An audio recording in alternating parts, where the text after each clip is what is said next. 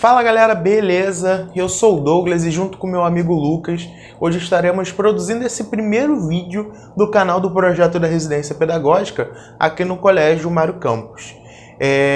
Nós estaremos fazendo uma série de vídeos que apresentarão uma história da ciência, do desenvolvimento da ciência, e vamos usar como base o livro do Atticus Chassot, que é A Ciência através dos Tempos. O Atticus Chassot é um pesquisador muito conhecido, principalmente na área de ensino de ciências, e é esse senhorzinho que está aparecendo aqui na tela.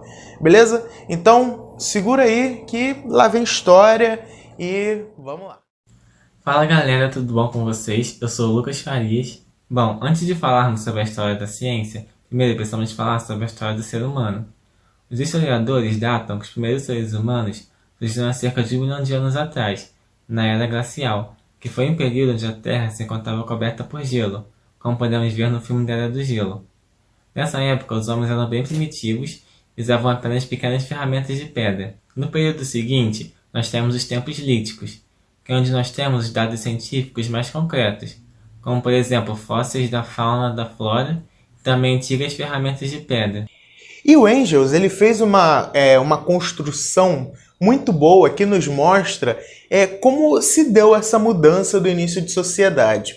E um dos seus trabalhos, o Chassot, ele mostra aqui nesse arquivo, nesse documento que ele fez, e eu vou ler algumas citações que foram feitas nesse trabalho. Então vamos lá, vamos dar uma lida aqui nesse projeto, nesse trabalho aqui do Engels. Então, ó, há milhares de anos, em uma época ainda não estabelecida definitivamente, naquele período de desenvolvimento da Terra que os geólogos denominam como terciário, provavelmente no fim desse período, vivia em algum local da zona tropical, talvez em um extenso continente hoje desaparecido nas profundezas do Oceano Índico, uma raça de macacos antropomórficos extraordinariamente desenvolvidos.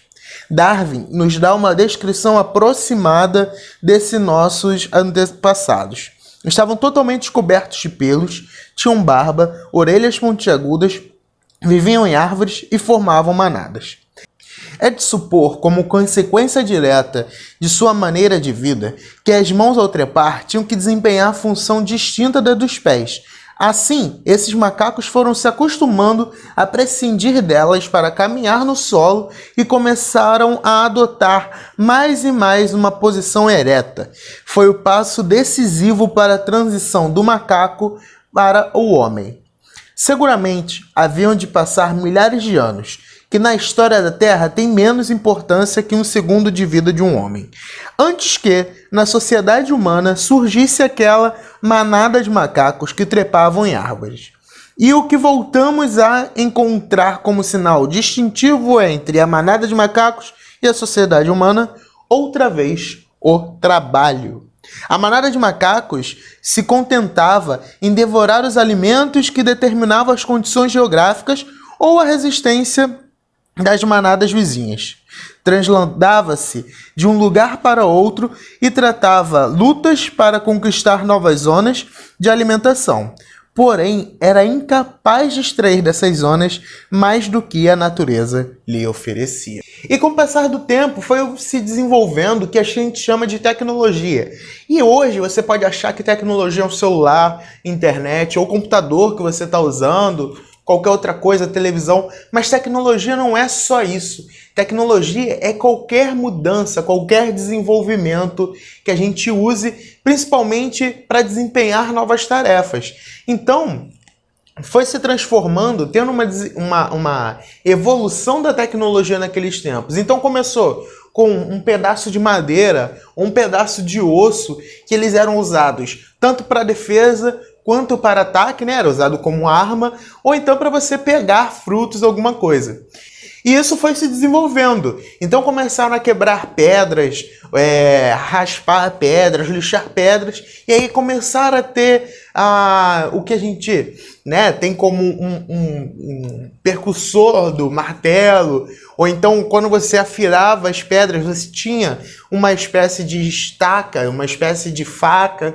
Então esse desenvolvimento tecnológico que foi acontecendo foi possível permitir com que a sociedade, né, com que essa sociedade de humanos pré-históricos fossem crescendo e se desenvolvendo cada vez mais. Só que era feita uma mudança nas condições físicas dessas, né? Eram só mudanças físicas como quebra, corte, lixava, mas nunca era alterada, ainda não era alterada as propriedades químicas, né, da matéria-prima. Ainda não havia uma alteração na matéria-prima. Um grande desafio do homem sempre foi a conservação de alimentos, principalmente no inverno. Uma solução encontrada pelo homem foi a utilização do sal para conservar o alimento e também para colocar na comida, porque quando posto em pequenas quantidades, ele tornava a comida mais saborosa. Mas a maior descoberta nessa época foi de longe a produção e a conservação do fogo. O fogo muitas vezes era tido como algo divino, sendo relatado em vários contos antigos. Outra função do fogo foi a possibilidade de cozinhar alimentos. Ele também é utilizado para proteção e para iluminação também. E aos poucos o homem foi conhecendo e desenvolvendo novas técnicas, como cocção, fermentação, tingimento, para aplicação desses novos conhecimentos que eles adquiriam. Aí o homem primitivo, ele transmitia esses conhecimentos através de rituais, oralmente, não tinha coisa escrita, e tinha uma certa adoração ao fogo. O fogo, ele tinha tanto, né, o seu caráter benéfico como maléfico, e ele tinha uma certa reverência, e o fogo ele tinha uma importância muito grande para essas sociedades. E aí, em algumas pinturas rupestres, né, de mais ou menos 20 mil anos antes de Cristo, isso é muito, muito tempo, a gente começa a ver a diferenciação, a especialização em atividades, né? Cada pessoa ficava responsável por um tipo de atividade específica. E a gente começa a ver, né, que tinham os especializados em caçar, tinham os especializados em colher frutos, etc.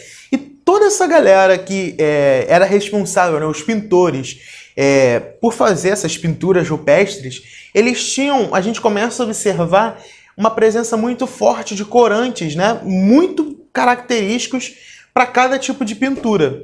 Então, é mais uma vez a demonstração do desenvolvimento tecnológico. E aí, quem acha que o problema da disputa de terra é uma coisa que a gente tem somente hoje, na Bíblia a gente já encontra indícios da primeira disputa de terra, numa citação que eu vou ler aqui agora para vocês.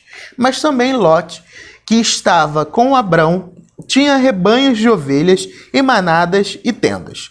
E a terra não tinha capacidade para poderem habitar juntos, porque os seus bens eram muito grandes e não podiam viver um com o outro. Daqui nasceu uma contenda entre os pastores e rebanhos de Abraão e os de Lote. Disse, pois, Abraão a Lote: peço-te que não haja contendas entre mim e ti, nem entre os meus e os teus pastores, porque somos irmãos. Eis diante de ti todo o país.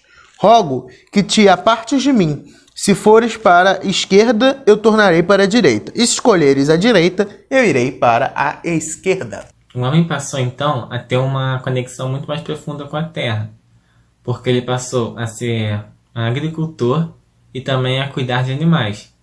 Isso proporcionou ao homem um olhar mais crítico para a natureza. E também, nessa época, nós tivemos bastante avanço nas técnicas de plantação e de criação de animais. Como, por exemplo, temos as ferramentas de cultivo, como a enxada, o carrinho de mão. E sobre a criação de animais, principalmente das ovelhas, nós temos o desenvolvimento dos primeiros tecidos, que foram utilizados tanto para fazer roupa naquela época e futuramente serviu para poder fazer, por exemplo, velas de navios. As primeiras grandes cidades humanas surgiram nas regiões da Mesopotâmia, do Egito, na Índia e na China. E uma característica em comum de todas essas cidades é que elas surgiram próximas aos rios. Isso aconteceu porque perto dos rios o solo é mais fértil, o que proporciona uma agricultura muito mais produtiva. Foi nessa época também que se desenvolveu os estudos sobre a geometria, a anatomia, a biologia e sobre essas ciências, que possibilitam ao homem uma evolução muito grande. Então é isso, galera. Espero que tenham gostado desse vídeo. Esse vídeo vai ter uma continuação, então fiquem ligados aqui no canal, fiquem ligados aí os alunos do Mário Campos, que a gente vai divulgar, né, esses vídeos no Classroom também, nas plataformas que estiverem disponíveis. E é isso, até o próximo vídeo e valeu!